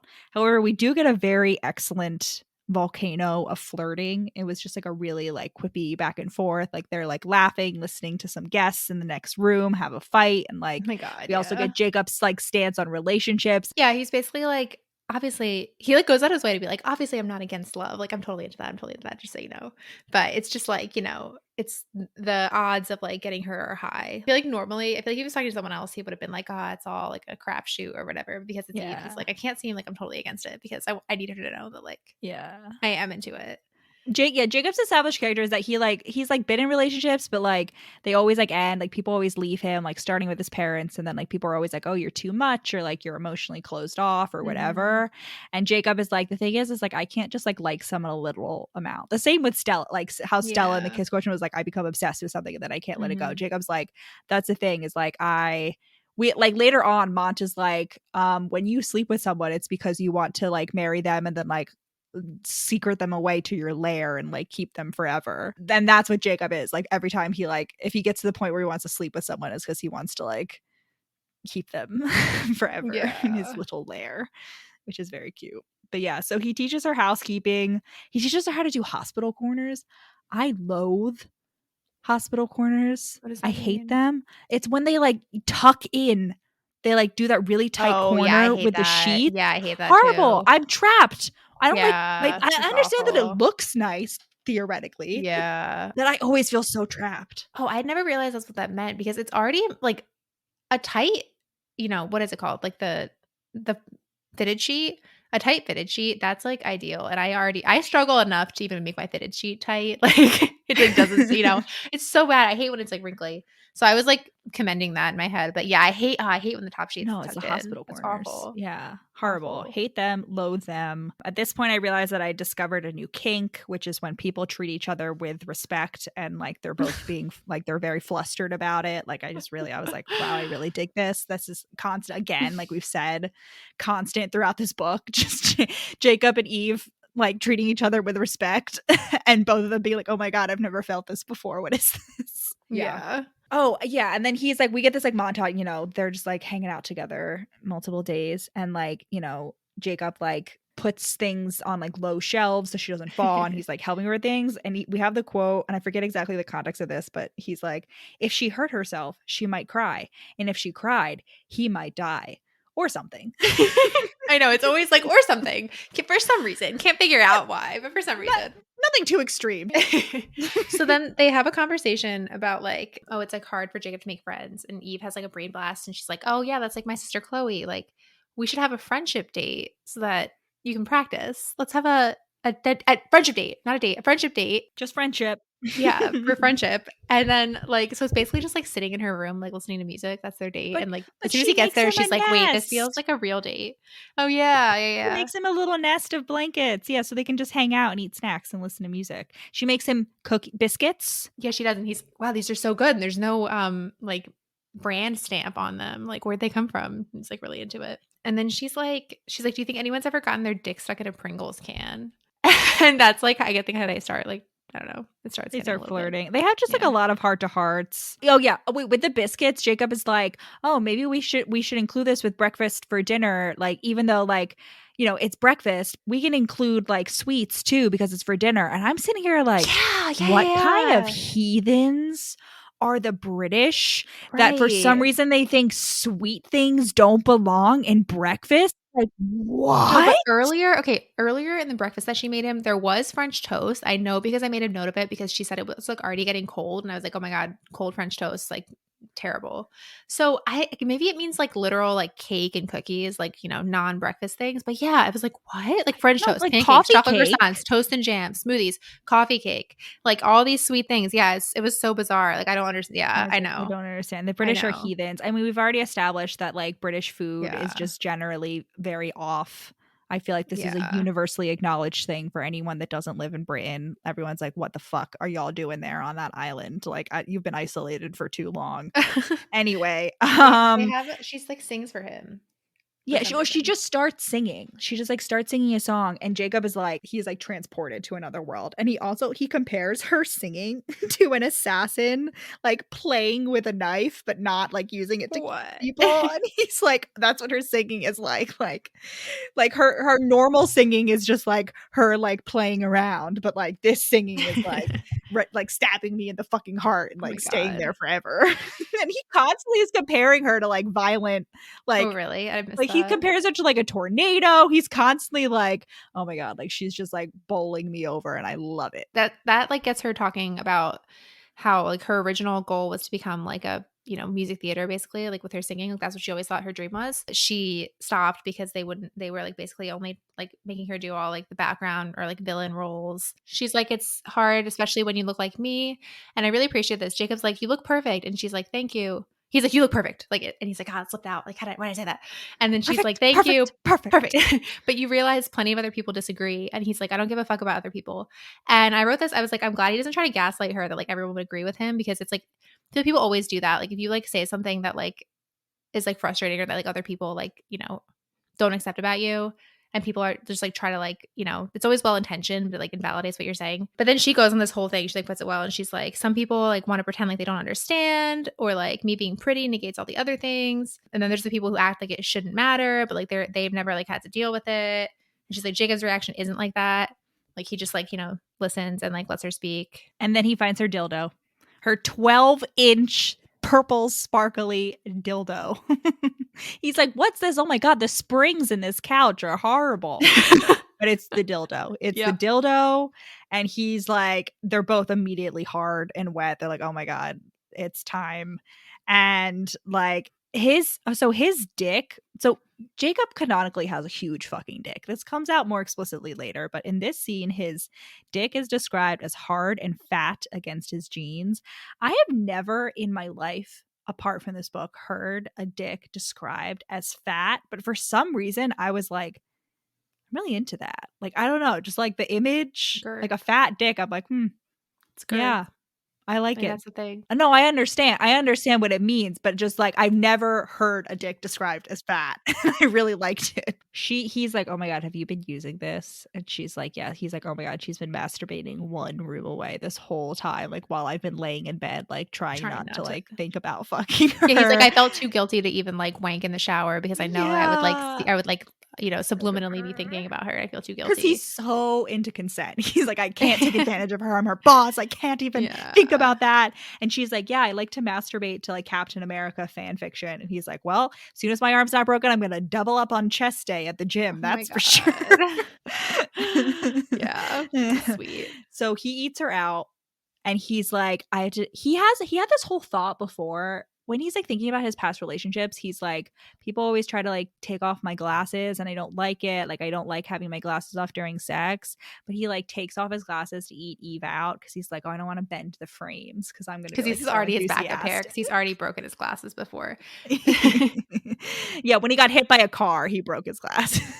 Eve's also like, she's like, oh, like she has like the reassessing moment where she's like, wait, it occurred to me a few times that Jacob might be attracted to me, but I'm attracted to him. So it must just be wishful thinking. Like I can't trust, like obviously I can't trust like what I'm thinking. So then, yeah, he eats her out and then he fucks her with the dildo, which is just excellent. Well done. Like snaps for Talia Hibbert. Like wonderful. Chef's kiss. We love, it's a Chekhov's dildo is what it is. Like it's introduced and it comes into play. It's used. It's not just there for shits and giggles. He fucks her with the dildo. And then immediately after, he's like, you're a very good friend. And I'm like, just what every girl likes to hear after having sex. Is this when he's like, oh yes, like this is great. Like we're very good friends. But then I feel like this is like very common in romance books. They'll be like, oh, well, obviously we're attracted to each other, but we'll just stop being attracted to each other. And like, it'll be no problem. But at least like Jacob's like, oh, well, like obviously, even though we agreed, like it's not a good idea to keep doing this, like we're still going to be attracted to each other. Therefore, you need to move out. And he's like, I'm like, you are so dumb. Because he has this whole thought process. Because Jacob is like, when I like people, they leave. Like when people become important to me, they leave me. Because he has like all this history, you know, all this like past trauma from that. And so he's like, well, I really like Eve and we're really good friends and she's a really good employee. And like, I don't want to like ruin this by us like having sex all the time. So yeah, he's like, you gotta go. And Eve is like clear, just so obviously like very upset about this whole thing. And like after like he leaves to go to bed, she like calls her grandma crying and like, but Jacob is like, yes, good. We are on the right path. Like, good one. Well done. Well handled, Jacob. yeah, well sorted. Eve calls Gigi and immediately is like apologizing. She's like, oh, I'm sorry to bother you. I'm being so mature. And Gigi's like, she's like, I'm glad you're taking life by the bollocks, but you're not like renouncing all human connection to become some sort of monk in the woods. Like it's totally reasonable to like call me when you're upset. Like, and Eve just like has this brain blast of like, oh yeah, like it wouldn't be weird for like my grandma or sisters to call me. So Yeah. She's like, there is a middle ground. well, she's like, but then she's like, I rarely do anything except ask for help. Like there must be a middle ground. But I'm like, it's like the memory thing. This whole time we've just gotten that all Eve does is help other people. Like that's her whole thing. So what do you mean all you do is ask for help? Like, I don't know. I think it's just like her like guilt, like her like lack of self-confidence. She's like been made to feel like she's like incompetent and yeah, like a drain. I mean, she's literally told she's a waste of space by her own yeah, father. I know. And that never comes back. He never apologizes for that. I thought that was her mom that says that. I thought all the really no, mean the things were her dad mom. says she's a waste of space. Yeah. Okay, anyway. They go to apartment hunt. And Eve is like still upset. Jacob, there's just a line in which he has a live video feed of the cottage. I wrote that down. I know. Like, oh my god. There's like nothing interesting going on here. He just pulls out his phone, like, let me just a brief thing. Oh my god. Like what is it, the duck pond? Yeah. I gotta check for ducks. Gotta make sure the ducks aren't back. But yeah, so they're first going to his aunt's Lucy/Linda's house. And because like she has a spare room. Also on the way, like on the walk there, he's like suggests that Eve's music thing might be stimming, and he like first like kind of plants that idea. He like doesn't say that she's autistic. He's also like, something I was thinking this whole time, he's like, Castile Cottage is kind of looking like a labor camp lately. And I'm like, this whole time I've been thinking like, how can you just have one chef and like one employee to basically, you know, because Jacob normally does all the housekeeping himself. So like if you're the chef, every single morning people need to eat breakfast. Every single afternoon they need to do afternoon tea. You can't miss a single day or meal. Like so you can never take a day off. You can never take a vacation unless you schedule it so that you don't book anyone for a week, but you can't take weekends off. You don't even have a single backup employee in case you get sick. Like what is his contingency plan? I just don't understand. How is that even like I know. Well, Jacob is also like it's explicitly say like Jacob is like basically put all his savings into this, and like but how can like, you only like even before Eve he only had one chef? Like how did that work for that person? I don't know. Well, that's why she putzed off. She won the lottery and putzed off to Scotland to buy a house. Oh yeah, she won the lottery at £50,000, and when Eve hears that, she's like, "Oh well, that's not very much. It won't get her very far." And they're like, "Yeah, I know. That's like barely a house deposit. Like, how are you gonna pay the mortgage or whatever?" And Eve's like, "Oh, well, I was just thinking that's like not a lot of money." Like, I mean, it's really not a lot to live on. I mean, it's not that much. I mean, but like you could take like a year off. Oh, for sure. Maybe like a year and a half if you like budget well. Yeah. So, so when she's talking to the aunt, I thought this was funny. She's talking to the aunt and she says something, and then Jacob like tries to like contribute to the conversation, and he's like, "Are you making fun of me?" And Eve's like, "Never, darling. Get back to brooding." Jacob grunted and recommenced staring at the wall. Jacob is just sitting there brooding the whole time, and then Eve tells like Aunt Linda/Lucy is like, "Oh, so like you're finally like tired of Jacob, like you're leaving to like find your own place." And Eve is like, "No, Jacob's kicking me out."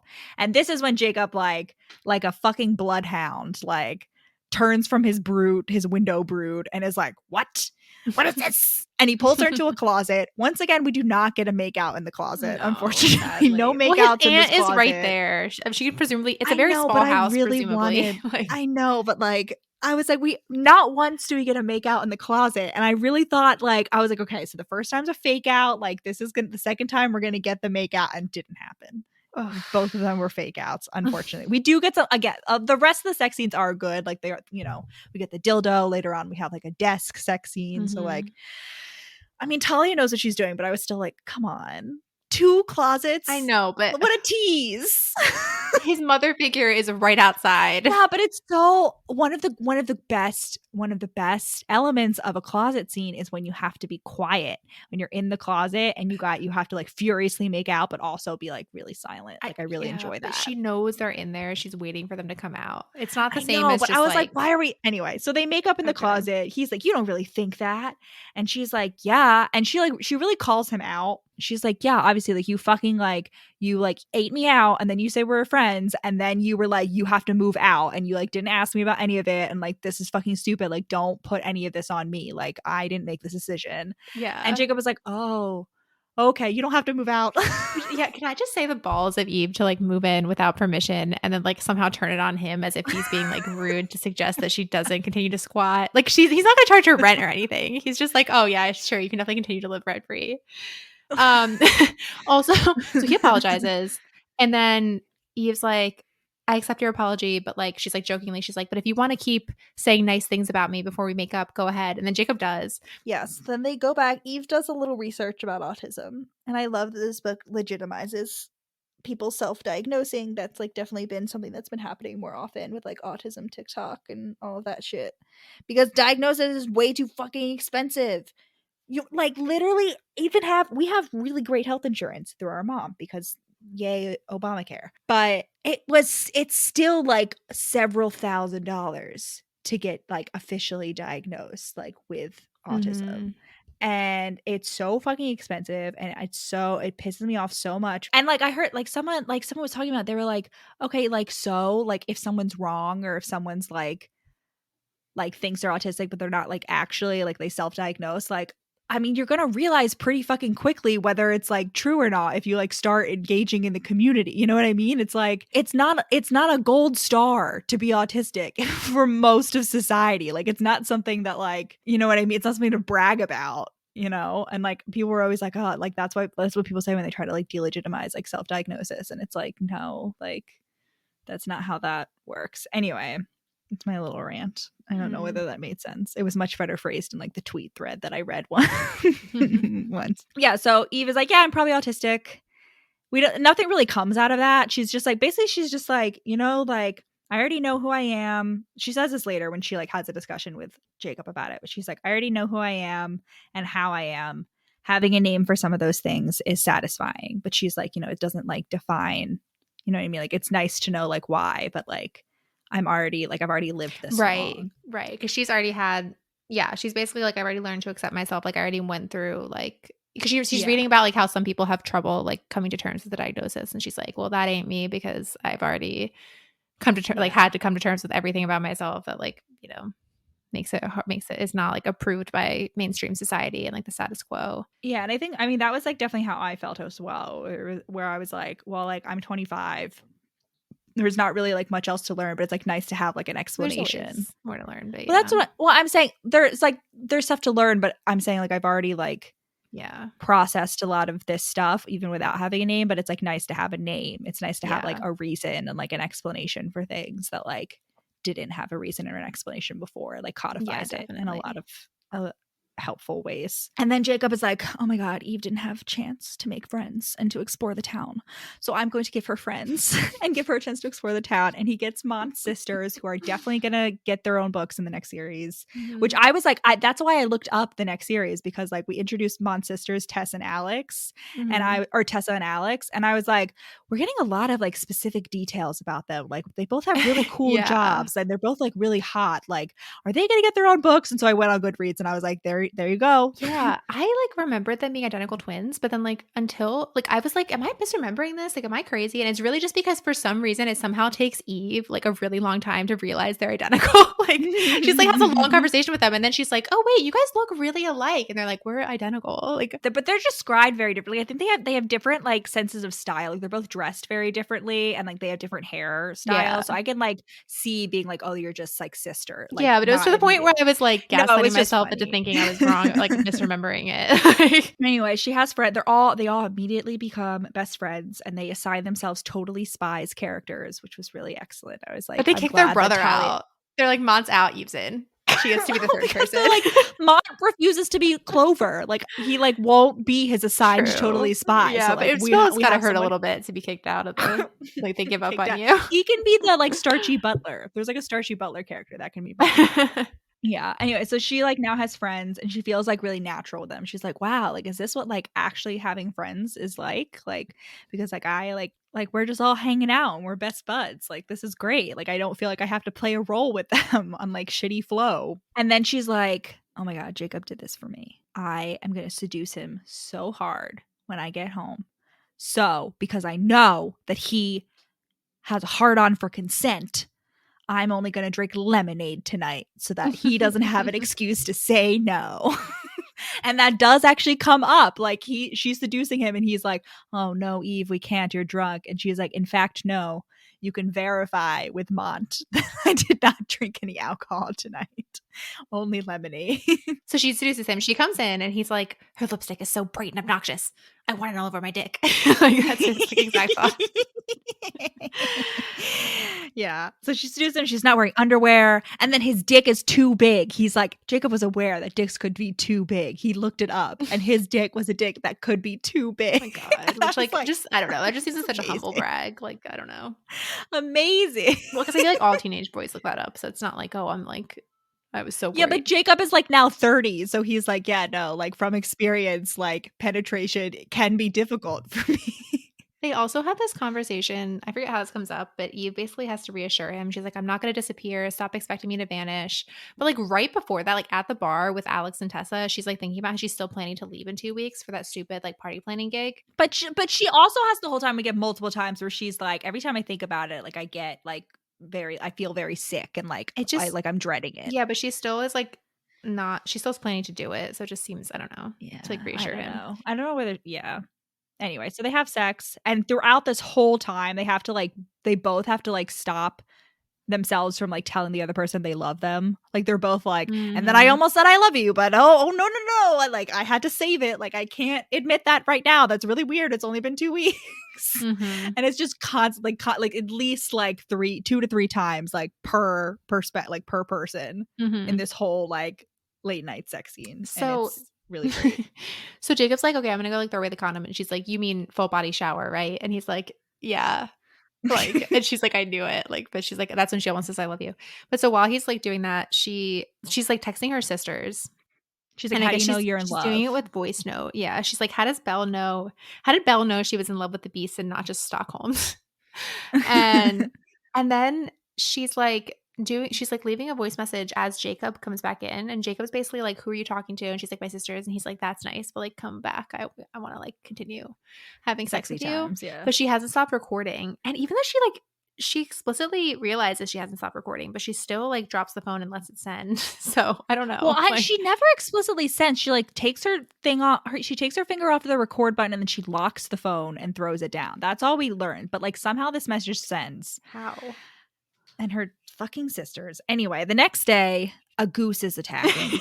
It's just so even more. There's like a guest that's afraid of it, like climbing on the car, and it's even more ridiculous when you realize that I don't think there are any like wild. There's no like evil Canadian geese in the UK. This has got to be a domestic there's like goose. the white geese. Yeah, domestic geese, which are not at all mean. Maybe a little. They might be a That's little what bit you mean. think. But like compared to a Canada goose, like no. It just listen. They see Jacob, the waterfowl, like contingency, just like regularly sends he wasn't people wrong. to harass Jacob, like troops to harass Jacob. So anyway, like Mont and Eve are watching Jacob chase this goose around with his broken arm, like flapping his past like a baton.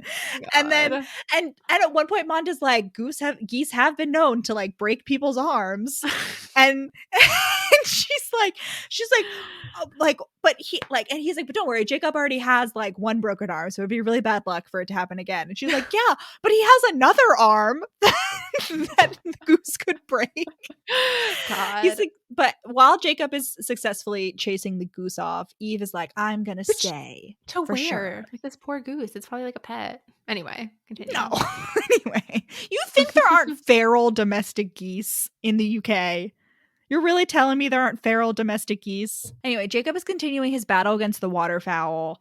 Meanwhile, Eve's family shows up. Fucking their whole family shows up. The parents, Grandma Gigi and her girlfriend Shivani, Chloe, Danny, they're all there because they treat Eve like a child. And they, for some reason, heard that voice memo and were like, ah, yes, she must be in a sex cult. Fucking, and instead of being like, hey, Eve, we have some questions, they just drive, somehow also take a portal to, maybe it takes them the whole night, and like, because like they're incapable of portaling, like, and they Eve just is. like come in there and immediately like Eve's mother, like she says something and Jacob is like, did she just call me unsuitable or was she just generally insulting Eve's life choices? And then they out her about He's the like, stupid either event way, planning want to fight thing. her for it. Yeah, and Jacob's like, Eve has a job here. And the dad's like, well, Eve has a lucrative event planning job starting in September, so maybe this won't be her home for much longer. And I'm just like, fuck you. Like, fuck off. And then the mom and Eve's like, oh, well, it's not really like that big. And the mom's like, don't sell yourself short, darling. I was on the phone with Mrs. Lennox for 30 minutes yesterday. Like, it's a big deal. And I'm like, fuck. Like, I don't know. It's another thing. The parents only care about like their social perception. Yeah, like, they don't actually care about exactly. Eve's well-being. Right. They're like, oh, this was embarrassing for us. And now it's like less embarrassing because she's consorting with the right people. I know. I'm like, fuck. It's just like, I can't just describe like what this comes up a lot is this type of scene where it's like the parents coming in and like, I don't know, like saying that they need to like associate with these people that they don't want to associate with. Anyway, they spill the beans. Jacob gets just like understand. He's like, oh my God, she was going to leave. This was all fake. Like she said she was going to stay. Like we established that we were a couple, but like she's been planning to leave this whole time. Like I like once again, I'm like the only one that doesn't understand the situation. And so he goes out and he's like, you were going to leave. And she's like, no, I changed my mind. And Jacob, because of his past trauma, is like, did you tell anyone? Like he doesn't believe her that she changed her mind. He thinks she's just like placating him because like it's happened to him so many times before. And I'm glad that this isn't a situation of like lack of communication. Because you know, like so many times you read books and you're like, this could be resolved if they've just talked to each other. And I really dislike that trope, but I actually really enjoy when it's like, okay, they talked to each other, but like the talking doesn't, you know what I mean? When it acknowledges they like, don't hey, sometimes it. talking doesn't fix the problem, but like at least they talk to each other. At least like you're not left being like, oh my God, like all she had to say was like, you know, when the person's just like, wait, let me explain, right, instead of like actually explaining. Like yeah, Eve explains, but Jacob like just can't believe her. Yeah. And so her family trundles her off, and they're both very sad. We have a sad boy montage for both of them. And then he finds one of her AirPods and a note where she's like, we could listen to music together. And he's like, oh my God. And then he runs to Mont and he's like, do you think Eve could be in love with me? And Mont is like, yeah, you fucking dumbass. Like, duh. And Jacob is like, okay, I have to go get her. And Mont's like, it's 2 a.m. Bro, it's 2 a.m. Why don't you wait until tomorrow? Jacob is like, oh, okay. And then we flash to Eve. Oh, and then he's also, as he's running, he's like thinking so lowly of his own worth had required him to think badly of Eve in turn, which I thought was like a really nice, like, I don't know, like that makes a lot of sense. Like, you know, if you think badly of yourself, like you also are in turn thinking badly of like people who care about you, because like why would they why would they care about you if there wasn't also something wrong with them, right? You know? Yeah, definitely. Which I really liked. And so both of their brain cells reactivate pretty quickly, which I enjoyed. We don't get like months of moping. Like the next day they're both like, wow, that was fucking stupid. And they both decide to grand gesture each other. But before they can, Eve has to call out her family. She basically she tells them off. She's basically like, don't treat me like a child. You have to, like, you want me to act like an adult, you have to like treat me like an adult. Why the fuck didn't you just ask me about the sex cult instead of like coming and ruining my job? Yeah. I don't know though. Like showing up at the job didn't really rub me the wrong way with the family that much, because like what they said when they got there, like, yeah. But just like the idea of like showing up when you haven't heard from her and she's been acting weird, like that's No, not. but they I don't have know. heard from. That's the thing. She's like, I didn't cut off contact with you guys. I've been texting my sisters the whole time. Like I've been keeping in contact. You guys knew. Like I've talked to Grandma Gigi on the She phone. was saying her like, and she was in her head, it was like jokey joke, but like from there, she was like, oh, my boss is so demanding. He like won't, he'll kill me if he catches Yeah. me on the phone, like all this stuff. I don't know. The whole interaction with the family, I'm like I have to acknowledge, like everyone acknowledges their fault, and like it's a healthy conversation. Everyone apologizes. They're like, we'll do better in the future. And it's like generally like, yeah, this is a good conflict resolution. But I'm a petty bitch. I'm a petty bitch, and I wanted more guilt. I wanted more groveling from the family for treating Eve like shit for 26 years. And maybe this is just me projecting, but I wanted more. She's like, all right, now that I've told off my family, I have to go grand gesture Jacob, and I have to inform him that he can't fire me without due cause, and also that I love him. And so they both have the same idea, and they're both like driving to each other's respective places. And I really thought it was going to be like they get there and they're like, where are they? They like call each other and they're like, oh, we're 2 hours away again. But instead, they somehow, this is just like the dishwasher thing. It's just like kismet. They cross paths halfway through. Like Eve's randomly at an intersection and looks over, and there's Jacob in the car, and she gets out and starts trying to run across traffic. And so Chloe's husband, are they married at this point? Red from the first book. Boyfriend Red from the first book. He like has to grab her to like stop her from running into traffic. But then Jacob comes over and he's like, let go of her. Like, which I thought was kind of weird. Though I don't know, the way they made Red be like a villain. I'm like, no, he's like, no, but like very briefly, like it's immediately resolved. Yeah. Anyway, so they make up, they have their mutual grand gestures. This entire time, Jacob's car with Tessa and Alex and Mont in it is blocking traffic. And I'm sitting here like, so it's established like the reason Jacob isn't already at her house, the reason she has time to even leave is because he's been like stuck in traffic. Like it's taking like twice as long. And Red and Eve showed up on his motorcycle. So they've been able to like get through traffic quicker. And I'm like, are we sure that this traffic hasn't just been caused by like multiple instances of grand gestures like down this one road? Like there's just many couples, the universe like has decided this is the moment. Yeah, because like they like block traffic and there's already like traffic blocked space. Anyway, whatever. They make up, they tell each other they love each other. It's very cute. Now we have the epilogue, which is the gingerbread festival next year. It's very upsetting. Very upsetting. Anyway, Jacob promotes Eve to manager. And she's like, oh my God, you're not going to propose right now, right? And he's like, no. But then he like makes a note in his phone, like, do not do it at gingerbread festival or something. Or like when she's like, oh, my hair is still in a hairnet. He's like, no hairnet, no gingerbread festival. Like, yeah. He's like, notes for later. Then I discovered, as I was researching the Skybriar series on Goodreads, that there is in fact a second epilogue to this, which is basically just Eve and Jacob's wedding. And the only cute thing about that is that, I mean, it's just like them making out before the wedding. But the cute thing about that is that Jacob takes off his glasses when he comes to like see her before the wedding. She's like, why are you taking off your glasses? And he's like, so I can't see you. Because you're not supposed to see the bride. She's like, your vision's not that bad, but okay. Yeah, I feel like that's a little bit cheating, but okay. Nice. Okay. Meow. Meow, meow. Cats go. 2 people are compared to wolves. I thought that was interesting. I didn't say it along the way, but when she's talking to her bitch friend Fiona, she's like, Fiona can sense weakness and immediately like preys upon it. No, whatever. It's everyone's Fiona to me, frankly. Who the fuck is Fiona? I don't know. It's an F name. If we can do Linda Lily, we can do Fiona Florence. Anyway, Lucy, Eve's Linda, Lucy. Lily didn't even factor in. Whatever. Eve's like she's like a wolf in human form. Like she can sense weakness. But then like a few scenes later, Jacob compares her to a wolf, like Eve to a wolf for some reason. He's like, you think like a wolf, like for some reason. I didn't catch those. I caught the mongoose because I thought that was funny. but no one's compared to. I guess she kind of is compared to the mongoose, like sort of. He's like, it's like watching. What would we say? I feel like a mongoose is more cat-like. Oh, definitely, definitely for sure. I think mongooses definitely hiss. It's a mongoose, like a weasel / badger weasel mix, kind of. But they like kind of like a weasel, like. And they battle snakes, which I just feel like is an inherently cat-like activity. Yeah, they're one of at least 4 known battle snakes. Mammalian taxa with mutations in the nicotine acetylcholine receptor that protect against snake venom. They have horizontal pupils Can I similar get to me some sheep of and that? horses. So they have the fucking goat eyes, even though they're carnivores, which is Demons. interesting. Wait, Yeah. horses don't have horizontal pupils. They're round. They do. They all have it, apparently. And cows. They all have all the fucking Okay, but not to the ungulates. extent that goats do. No I think way. it's just that no, I think because- it's listen, I think it's because goats' pupils are like a different color, so it's more of like a contrast, like sheep and goats, whereas cows and horses are like more darker brown, maybe. Oh, So I that's why do it's not as see. noticeable, but they I have do the same see. shape, technically. I do see that. I really wish that I Could unsee that. I really wish that you hadn't told me that, honestly. I'm sorry. I'm very upset.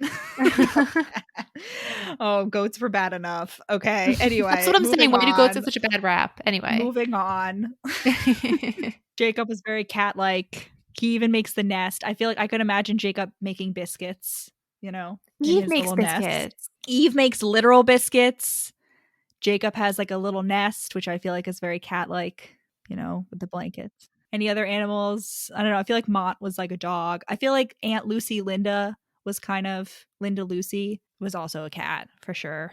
I feel like Cousin William, even though we never met him, I got cat vibes from him just because he was like mysterious and like never like appeared. You know how like some Liam. cats are like you don't see them ever. They're just there in the background. I don't know. I really didn't get cat vibes from him only because I kept expecting him to be like not Jacob's enemy, but like just someone that because Jacob's constantly like, oh, Liam's the handsome one. Like everyone loved Liam, and Eve's like, you guys are identical. You realize that, right? Like, but he doesn't think how like that. How come Eve can see they're identical, but not the actual Right. identical? True. Which makes me think like they're not that close, even though they like shared a room and stuff growing up. But I think there was like I think he like likes him. Yeah, because Aunt Lucy Linda adopted Jacob. No, I'm not saying they're like actively dislike each other. I just feel like they're not that similar. Like they're supposed to be like different. I think. Yeah, maybe. I'm sure we'll get more of that whenever Yeah. Liam makes an appearance in his inevitable book whenever he comes back from America. I just feel like there weren't a lot of characters that like had like all of the side characters were like pretty minor. Like they only really got like 2 scenes like each. Yeah. Who would be You know? more anti-duck, cats or dogs? Oh, that's interesting because you have the whole bird cat rivalry, but then you also have dogs which are like hunting dogs, Right. you know, Exactly. Yeah. like which are bred to like retrieve geese and shit, like the dead ducks. I associate the more dogs, I feel like. That's the thing. I feel like cats, because ducks are approximately the same size as a cat. Exactly. Yeah. Like a cat would like try to bat at the duck, but it wouldn't actually be a threat, whereas the Yeah. dog would like get the duck. But I think because Jacob has that general like all waterfowl, you know what I mean? A dog wouldn't go after a swan, but I feel like a cat would be stupid enough to go off after a swan. You know? I don't know. A cat would be like, I can take him. Yeah. I know, like the cat next door. I don't know. I just didn't get very strong cat vibes at all from this book. Like at no point was I like cat. Well, I feel like it was very cozy, which I feel like is very cat. Like Skybriar, like the B&B. I feel like B&Bs are cat-like. You know what I mean? Like you can have, I feel like a B&B similar to a bodega, like they commonly have like the resident cat, you know? But Jacob would never allow any kind of animals. That's what I was going to say. Well, no, because you can be allergic. But Jacob is the cat. He doesn't need a cat because Jacob is the cat. Yeah. All right. Yeah. 3. Remember +2 2. for autistic romance. 1. Wait, I don't know. Why are you counting down? I don't know. Not giving me time to think. Thought you were ready. I feel like you're hurrying me along. Chivying I along. feel pressured. Okay. 3, 2, 2, 1, 3. 7. 3? I added 1 point for Jacob. I told you I didn't get very strong vibes from it. 2? It's +2. Yeah, I know. So I gave an extra 1. I'm sorry. I feel like I've stabbed you in the back. I just feel like this is the largest disparity we've ever had. I thought about saying 4, but I felt wrong. Okay, what's the halfway between 5. 3 and 7? 5. 5. Okay, interesting. I mean, like you did stab me in the back a little bit.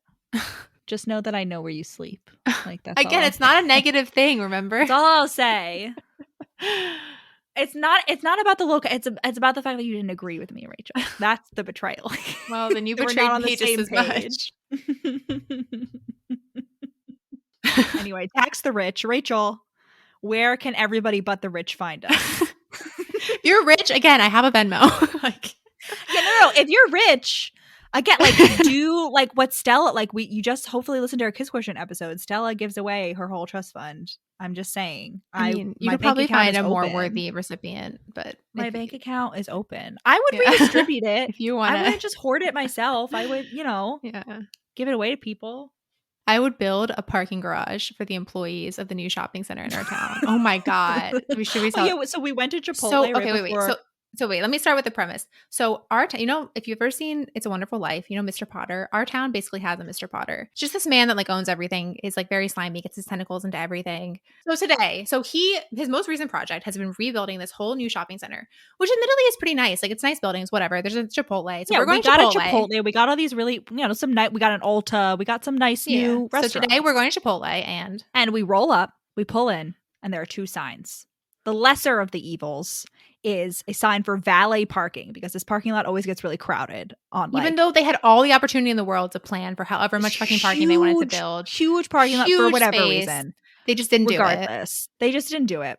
So you see valet parking. That's bad enough that this shopping set, like there's a grocery store. You know what I mean? This isn't like a fucking Michelin starred restaurant. There's no reason to have valet parking. The Lululemon is the fanciest, schmanciest shit. The Lululemon, which is a pop-up store. It's not even an official Lululemon. Yeah. It's a Lululemon pop-up store. Yeah, so anyway, the most egregious sign though was a fucking sign that said no employee parking. So like a big yellow sign right at the entrance of this parking lot. And I'm like, are you fucking kidding me? So like you're basically saying that all of the employees that work at the Chipotle, that work at the Lululemon, that work at like, all the at the Ulta, that they like what? Have to walk a mile to have from to where? Because like, because your poor planning. Also, like not only that, but it's just like unenforceable. Like how are you going to prove that they're employees? And you know what I mean? Like what? Yeah. Fuck you. If I was an employee, I would like absolutely like I would park in the spot directly in front of the store like every day. Yeah. I would get there early and then I would just sit in my car and I'd be like, fuck you. Yeah. And then if someone Mr. if Potter. anyone tries to challenge you, just be like, what are you talking about? That's someone else's car. Like, I don't know. Just gaslight, deny. Like it's ridiculous. The Mr. Potter man, he owns the whole shopping center. It's not like he even just owns the new one where the Chipotle is. Like he owns the whole thing. Like and he there was a big to do because he kicked out a bunch of businesses that had been there for a while because they weren't fancy enough. And so like he could have changed things. He absolutely, and he has enough power in this town that he totally could have gotten like the permits and like all of that. But he like didn't, and now he's like taking out on the employees that are understandable. We went to the Chipotle; it was so busy. Oh my God, it was so busy. They were so stressed. I felt so bad for them. Yeah, it was just they were like so overwhelmed. It was pure chaos. Yeah. Anyway, down with. I won't say his name because he's currently suing someone for defamation. Yes, we're not going to say his name. If you know his name, don't say it in any way that's connected with this podcast. Oh my God. I don't want him to come after me because he totally could. Okay, anyway, we totally lost plot of the track. Rachel, where can they find us? Where can everyone but Mr. Potter find us? They can find us on Instagram, Facebook, TikTok, and YouTube at We Read It One Night. You can email us, wereaditone@gmail.com. You can definitely, for sure, totally leave us a review on either Apple Podcasts or Spotify or wherever. 5 stars. Leave us a rating, a review. I said Twitter. Oh, Twitter is at We Read It Podcast. But yeah, leave us a review. And someone last time for the Kiss Quotient, we were like, hey, just leave us a review with like these emojis that we had talked about in the episode. And someone did. Yeah, it's a cool Easter egg. I love that. It was great. It really brought brought a smile to our face when we saw that. Really like when people like reference that. Yeah, no, it's so great. It's like great. A review before that was like, I know how to survive a bear attack. And I was like, excellent. I'm so glad this podcast is useful for you. Yeah. I was really happy. Yeah. Yeah. It's awesome. I don't know whether you can do that anywhere but Apple Podcasts, but yeah. Just 5 stars. It's so easy. It's so easy to click the button. It's so simple. We have 3 subscribers on YouTube now, which is thrilling. One of them is me. One of them is me on my other YouTube account. One of them might be me. I'm not sure, but there's at least one unique one. Thank you. We have at least one real subscriber. Yeah. So we appreciate you. Yeah. Godspeed, comrades. Godspeed. Bye.